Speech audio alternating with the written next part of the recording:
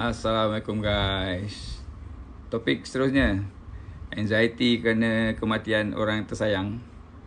So tuan-tuan puan, lately ni saya perhatikan lah, ramai kawan-kawan, saudara mara, sahabat andai kan, bila ada kematian orang yang tersayang kan, diorang ada yang sampai menghadapi anxiety lah tuan-tuan puan, sampai menghadapi panic attack lah kan.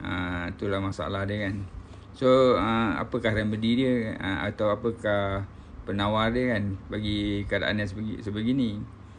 Cerita dia tuan-tuan puan, sebenarnya sebagai seorang manusia kan, kita hanya diberi kelayakan, hanya layak untuk berkasih sayang je tuan-tuan puan kan. Kecintaan kita hanya terletak kepada Allah Ta'ala. Maksudnya hidupku dan matiku hanya kerana Allah. Jadi bila kita hidupku dan matiku kerana orang kan, kerana mak kita, kerana girlfriend kita, kerana isteri kita, kerana suami kita, kerana adik kita, kerana abang kita kan, bila kebergantungan kita kan kepada makhluk kan, itu yang jadi masalah tuan-tuan puan. Sebenarnya kan, tak payahlah kita bercinta sesama manusia. Jangan bercinta, tapi selayaknya kita hanya berkasih sayang. Maksudnya kat sini tuan-tuan puan, kita letaklah yang kehidupan ni memang ada kematian. Setiap orang, setiap makhluk yang dijadikan Allah kan, yang hidup pasti akan menemui ajal, akan mati lah. Kalau tak nak mati kat akhirat nanti, dekat neraka, dekat syurga, memang tak ada siapa yang mati. Makhluk mati tu dah tak ada dah. Makhluk mati tu dah mati. Kan, tu maksud dia. Jadi kalau kata dekat dunia ni memang wajib lah, kita patut tahu, kita patut faham yang siapa-siapa juga yang kita kenal, malah FY ni sendiri kan, pun boleh mati kejap lagi contohnya kan.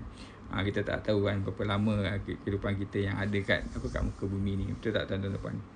Jadi kita dia kan tuan-tuan puan, and dalam hal ini pandangan FY macam ni lah. Kita janganlah bagi kita punya cinta tu kan lebih majority lah kan, pada sesiapa pun juga. Jangan bagi lebih 51% majority shareholder. Apa yang kita boleh bagi kan, maksimum kasih sayang kita tu kita bagi 49% saja. Kenapa tuan-tuan? Sebab satu hari orang tu dia akan meninggalkan kita. Satu hari orang tu boleh mengecewakan kita. Sebab makhluk manusia ni sifat dia memang mengecewakan tuan-tuan kan.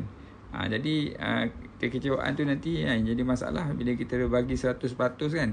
Nanti kita yang sakit bila orang tu mati ke, bila kita clash ke, bila orang tu meninggalkan kita tuan-tuan dan puan-puan. Betul tak? Bila kita bercerai dan sebagainya. So itulah pesanan FY tentang perkara ini kan, selama 3 minit sahaja. Kita jumpa lagi. Assalamualaikum. Bye.